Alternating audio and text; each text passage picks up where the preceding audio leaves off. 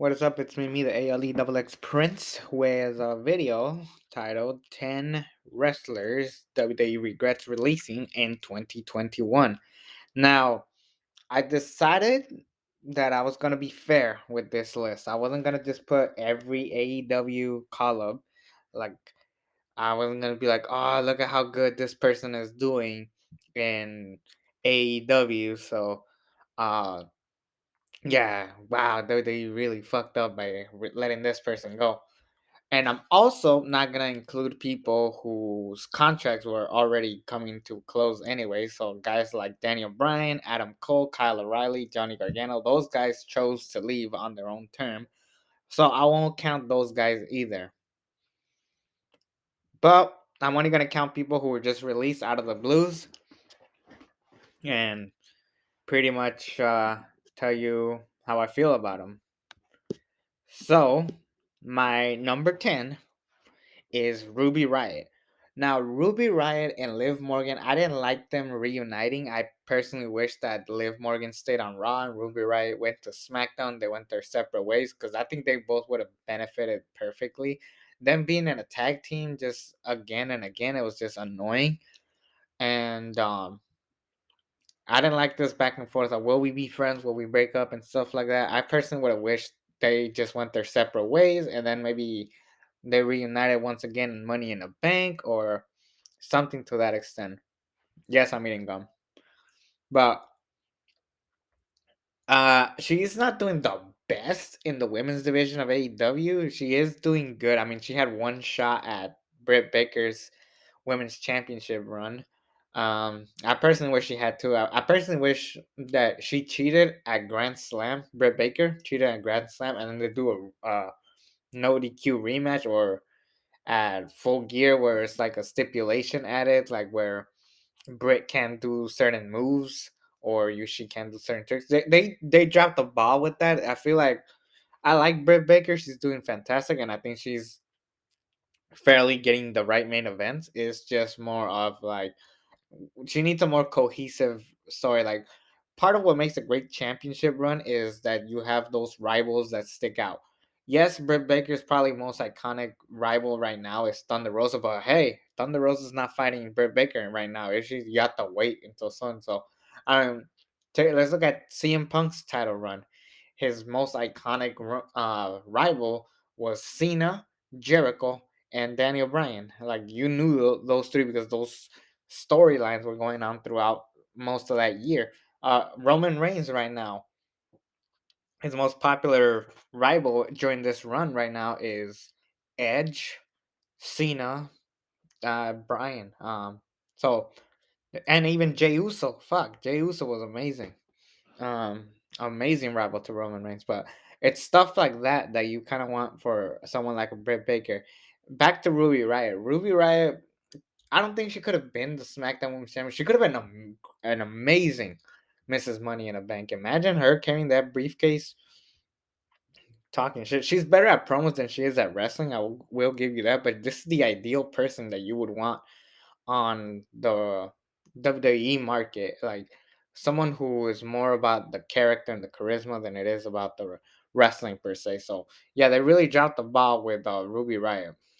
Number 9, Samoa Joe. Great commentator. I know he was injury prone as fuck, which is why they stopped trying with him as the years went on. Because I remember they tried hard to make Samoa Joe a main event player. They put him with Brock Lesnar. They put him in the main event of SummerSlam with Roman Reigns, Brock Lesnar, and Braun Strowman. They legit had an eye for this guy. It was just that the guy was too injury prone. They were gonna do Cena and Joe. They had the chance to do it twice, and Joe was injured, but and then they didn't give him the WWE Championship because again he was too injury prone. So I understand why they stopped trusting him because this guy couldn't like run without like getting injured. But the guy was great at promos. The guy could have easily been a great trainer for the people in development. Imagine a guy like Samoa Joe training someone like Braun Breaker. That would have been fucking amazing. But no, they just never saw anything with him. Because he wasn't made by the WWE. He was made by the indie circuit, and also because NXT, the Black and Gold brand died. So Vince just wanted to erase everything about the Black and Gold brand and just try to make his own thing. And listen, you could do that. It's just don't completely annihilate everything that was amazing about the Black and Gold brand. Yes, maybe a Timothy Thatcher wasn't all that great. Um, I'm just calling it like it is. Maybe Bronson Reed wasn't meant to stick around in the WWE. Like I personally never thought Bronson Reed should have been um up to the main roster. Like he's the same way I see Sammy Callahan. He was solid in NXT, but at the end of the day, I would rather much see what he does in Impact Wrestling, New Japan Pro Wrestling, AEW, ROH, RIP, ROH. But Joe's someone who is ideally the WWE guy. I guarantee you, if they had it their way, if they had Samoa Joe back in 2006, 2008, oh my God, this guy would have been a megastar. I'm just calling it like it is. Um, so yeah, that's how I personally see Samoa Joe. They really dropped the ball. Like they could have kept him doing something else, not just focus on wrestling. Because the guy is a genius, and I don't think he wanted to necessarily leave WWE, but he's like, "Fuck it, and I'm gonna have to find work somewhere else." And then you know who's gonna get him. Number 8, Karrion Cross and Scarlett Bordeaux. These two, like, they don't work without the other. I think the second they split them up was the stupidest mistake ever. And then he debuts by losing to Jeff Hardy. Spoiler alert: Jeff Hardy's not on this list. I think he could have had like one final run against Roman Reigns and then retire from WWE, then go to AEW with Matt Hardy because they need that. But yeah, that's why Jeff Hardy's not on this list. But Karrion Cross, like I didn't also put Malachi Black because Malachi Black and Karrion Cross have a similar gimmick, not the exact same one, but if you were gonna keep one or the other, that would have been great. Like we don't need to uh we don't need a Killer Cross and a Malachi Black on AEW. We could use a Karrion Cross type of character on WWE, and with Scarlett on his side, that would have been incredible. They could have had that whole story of just like, holy crap, this is an unstoppable monster. Who could beat him? But you ruin him the second he lost to Jeff Hardy. Then you gave him this Mad Max Road Warrior gimmick that failed miserably the second it popped up. And then Scarlett was nowhere to be found. I heard the rumor she was pregnant. I don't know if that's true. I actually don't keep up with any of this shit anymore. But yeah, I thought this was a really missed opportunity to bring into different type of characters, something new, something different. And I'm gonna tell you the truth, I don't even like Karrion Cross all that much. I think he's overrated on the mic. He's overrated in the ring, but he's ideally the type of guy that you would want on your roster. Um, I've even compared him to Snitsky, but Snitsky fucking sucks, and everybody knew that. But I don't know. The reason why I'm upset about Karen Cross leaving is just that,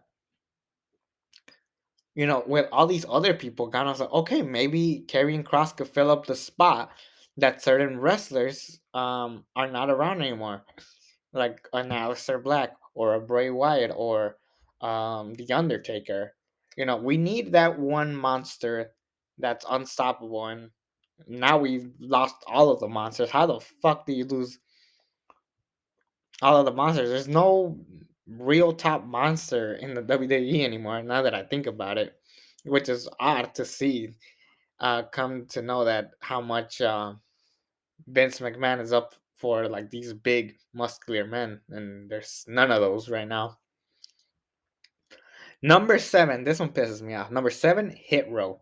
Hit Row is Isaiah Swerve Scott and a bunch of other dudes. Um, okay, you had the Bloodline, which was probably the greatest faction in SmackDown. It was gonna be hard for these guys to get over in a show like this, but here's the thing: I understand if they were to get rid of everybody from Retribution from the from the roster. They fired everybody from Retribution. I get it, but at the same time, it would be low key kind of fucked up. But I just feel like Hit Row got placed in the wrong roster. I think Hit Row should have gone to Raw, and here's why. Raw doesn't have any like real top level faction. The Hurt Business died the second they showed up. It could have been cool to have like these group of mid carders, and then Austin Theory, he got brought up too early. He should have stayed on NXT. But imagine Hit Row on Raw, sabotaging main events and stuff like that. Just being like the new kids in town. In SmackDown, I felt like the Usos and Roman Reigns were already doing that, and then in on Raw they would have had more opportunity. Plus, Raw's 3 hours. You could use a team like Hit Row throughout your show that could have carried it. And then if anything, Isaiah Swerve Scott should have been Vince McMahon's chosen one. Something different. Like, why does Vince trust these guys more? Like, these aren't the ideal guys that Vince likes, but that's what makes it more interesting. Something different. I don't know. It's just something that. And then you gave these guys like these $1 billion contracts just to fire them like 2 weeks later. Like, what the fuck were you guys thinking? It's like fucking think before you like just spend money like a fucking whore. And just these guys like Vince like a full fledged fucking moron. Number six. This one's gonna be weird, but number six is Greg Hamilton. Why Greg Hamilton? Some of you don't even know who the fuck that is. Greg Hamilton is a ring announcer, more notably for calling out Shane McMahon for being the best in the world. The problem with losing him is that this guy was too good for WWE. This guy could have announced for UFC, boxing, like MMA. Like this guy could have been a ring announcer anywhere in the world, and you lose him. Like it's the same Mario Ronaldo feeling. Only I'm gonna say this. I like Mario Ronaldo. He was a great commentator, one of the best commentators we've had in a while. But he was just not meant for the WWE. He was meant for the UFC, for boxing, for other mainstream media, and it's the same for Greg Hamilton. And you get rid of him. It was so fucking stupid. So yeah, cause there's no other ring announcers like him. I like Justin Roberts. I think he's a great ring announcer, but I always saw Justin Roberts as a professional wrestling ring announcer. Greg Hamilton would have been better elsewhere, and you get rid of him. Like that's like that's like if you could have afforded Bad Bunny 24/7, like on the roster. He's a great wrestler. He's mainstream all over the world, and you fire him. Imagine if you do that shit to Bad Bunny. That would be the stupidest fucking thing you do. I'm not the biggest fan of Bad Bunny, but I know that guy draws money and viewers. When people talked about WrestleMania 37, that was the biggest talking point in the mainstream media. So it's just like Greg Hamilton could go up there in the mainstream media if he really wanted to, and I'm pretty sure he will now more than ever. Number five is a weird one, but you'll understand why. Number five is Mia Yim. I don't think Mia Yim was ever great on NXT, but that's what made her so unique. She was this character. She was this one of a kind character. She could have been like Elias, shitty on NXT, but great on the main roster. She just had this appeal to her, and I trust me. The second Retribution split up and they let her go out her own way, she could have easily been one of the top names in the women's division. I will say this: I don't think she would have worked on Raw. I think she would have worked better on SmackDown. That's just my personal take. Um, Hell, if anything, she could have been the one fighting Charlotte right now, or Becky Lynch, or something like that. Like she would have been a great contender for those women. Um, and now you're trying to fill up the women's Royal Rumble with legends like the Bellas, Lita, Mickey James, who also got fired this year. The thing with Mickey James, at least Mickey James, I feel like the independents needed her more than the WWE, so I can see why they let her go. But Mia Yim is someone who could have easily just been someone new to the game and could have easily developed something great. So I don't know why they let her go. That was pretty stupid. Number four, Braun Strowman. Now a lot of people don't like Braun Strowman, especially nowadays. But the thing with Braun Strowman, he is the creator. This is the creation of the WWE. He was built from scratch as a member of the Wyatt family, a Rosebud, to a member of the Wyatt family, to this independent monster who got over by just being a fucking monster. Had great matches with Roman Reigns, was a Universal Champion, beat Goldberg and Shane McMahon back to back WrestleManias. The last match he ever had was for the WWE Championship against Bobby Lashley and Drew McIntyre. And you meaning to tell me that you're gonna let that guy go, a guy who's been at the top? Like fuck, like you are so lucky that this guy did not go to AEW. That would have been the stupidest fucking thing. Like that would have been so bad. Like that would have been the biggest fuck you of the world. I would understand if they fired him because he was a really bad employee. I heard rumors that he was an asshole. He was always late to work, and he was just not that good to deal with. I understand if that was the reason, but come on, dude. Like, why push someone so to the top that you just like? Okay, yes, Braun Strowman is not breaking any records, but I gotta remind everybody this. No one actually knows this, but he was actually in a mainstream movie with Will Ferrell, a very well-established comedian actor, and John C. Riley. I forgot the name of the movie. I'm trying to find the name of the movie. But anyways, the name of that whatever that movie is called, um, Braun Strowman was in that movie, and people who did see the movie saw that and were like, "Oh, cool." And like, let's see what this guy's all about. And, oh shit, he's a wrestler. Let's watch wrestling. Like, so it's just like, come on, why would you fire someone who's actually like out there in mainstream movies? I mean, now that I think about it, outside of like the people who are in AEW right now, I'm pretty positive everybody from McGruver is still in good terms with the WWE. Outside of the AEW guys like Jericho, Big Show, Mark Henry, and those guys, but I'm pretty sure everybody from McGruber knows those guys well, like MVP, Kane, Kali. Jesus Christ, imagine now the Great Khali was always a piece of shit wrestler, but he was a big draw. Imagine if an AEW got that kind of mainstream attention by the Great Khali. Jesus Christ, they would be buried in a second. Like I'm just being real. I hate the Great Khali more than everybody, just as much as everybody. But that guy was a mainstream. Braun Strowman wasn't quite that mainstream of a monster, but he was pretty well known for everybody. Talking about people who were well known in mainstream, how the fuck did you get rid of this guy? Number three is John Morrison.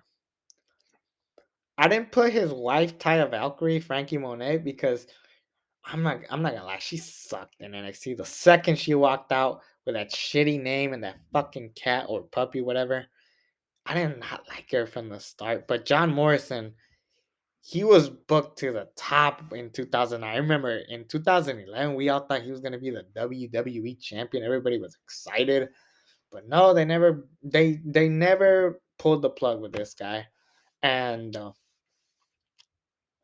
he was like the afterthought of the Miz and Morrison tag team. He beat Kofi and Jimmy Uso by himself at WrestleMania 37.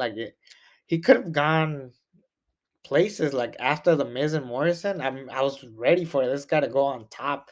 Like when this feud with Miz and Morrison started in the fall after SummerSlam, I was like, okay, cool. John Morrison's gonna win this, and then he'll probably win the U.S. belt, and then he'll probably be booked all the way to the top, have a legit world title run for like a hot minute, and then move on and then go out there. But outside of that, this guy's pretty much everywhere. Glow, Baby Daddy, um, Hercules. This guy is actually trying to be out there in the mainstream.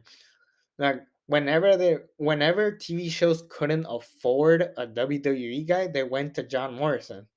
If you think I'm bullshitting, look at John Morrison's resume. The guy is actually out there in the mainstream, and he could have been a great heel. He could have been a great babyface. This guy knew how to work the system. He is the ideal WWE guy. I mean, yes, he did flips and stuff, but he knew how to put people over. He made Bad Bunny look like $1 million with that Canadian destroyer. So how the fuck? Why on earth would you ruin this guy? I mean, god damn it. When you have guys like Dolph Ziggler who ain't doing shit for decades, no, that's unacceptable. John Morrison should be here right now instead of a guy like a Dolph Ziggler or other fucking worthless sacks of shit that are in that roster. Austin Theory, fuck Austin Theory. John Morrison, why would you get rid of this guy? That was so stupid. That this guy could have been likable. I understand in the sense that like if they made him they try to make him a heel, but people love him so much. But that's the beauty of WWE and crowds. They'll tell you who's over. I know fans cannot be the best, but at least they'll tell you who's over and who's not. Speaking of people who are over, number two, Keith Lee. Keith Lee was the next big thing, literally. I mean, even his story in the main event, that Netflix movie, if you watch that movie, Keith Lee basically plays himself in the sense that like he is playing this guy who's just been dying to be in the WWE, and he gets this moment.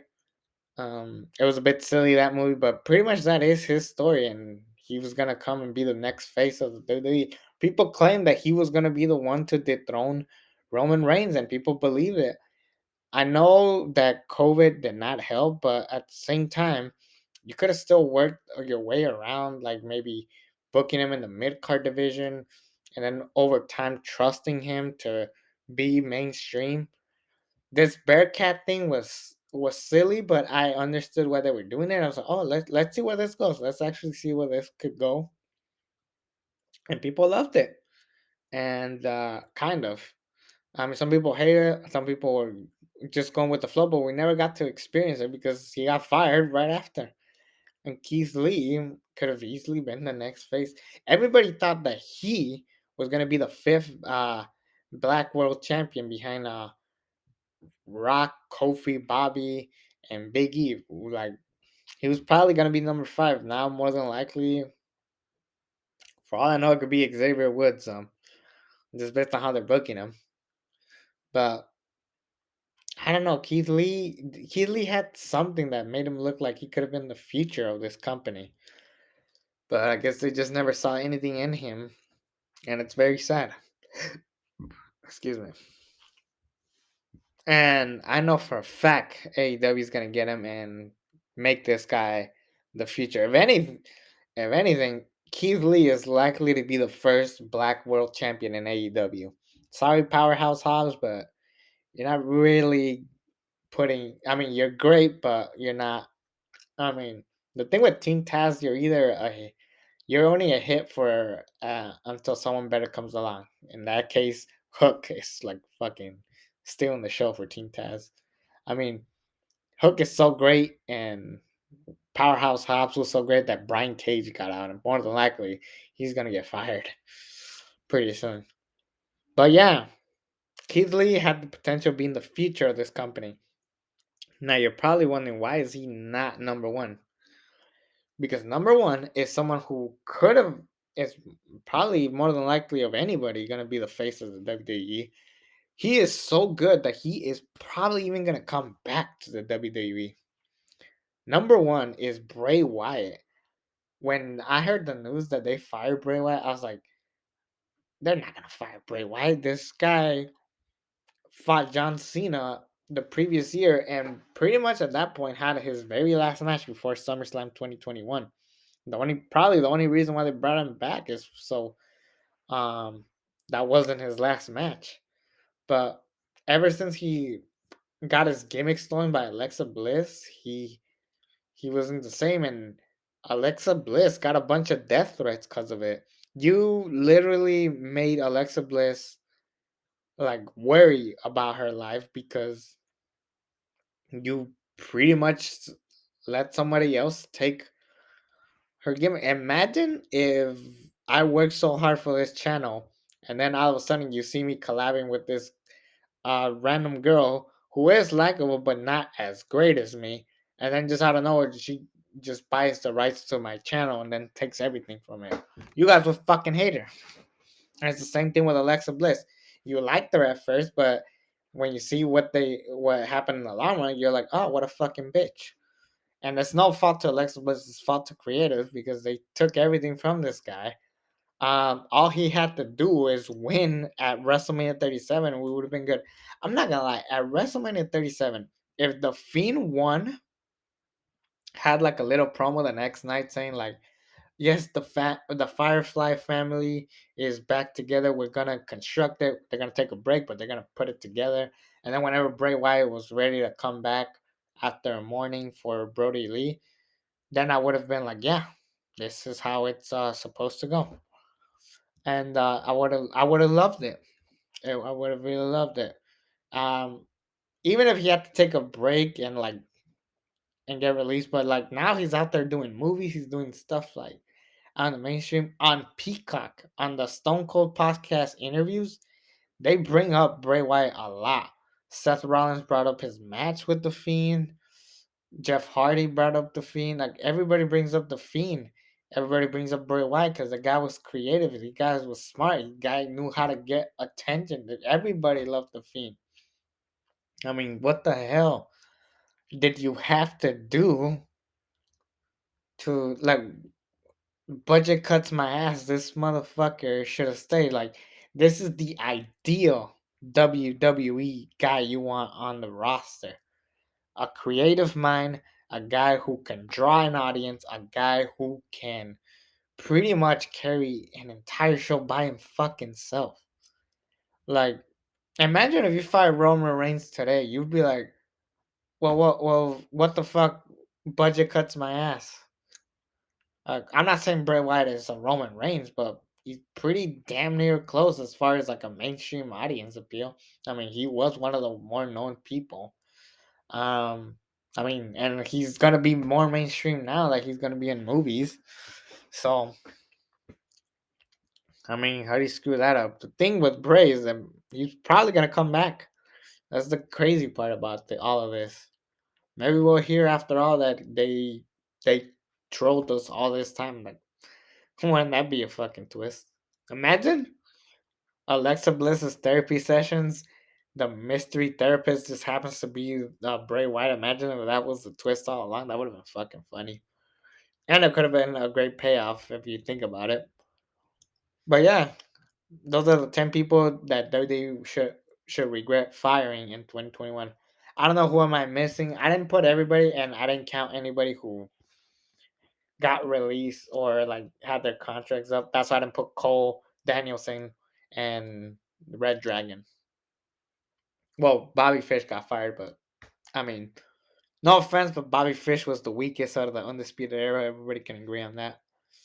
But yeah, that's my take. Let me know what you guys think. It's Mimi, the ALE Double X Princess. Subscribe to this channel if you haven't already. And until then, I'm out.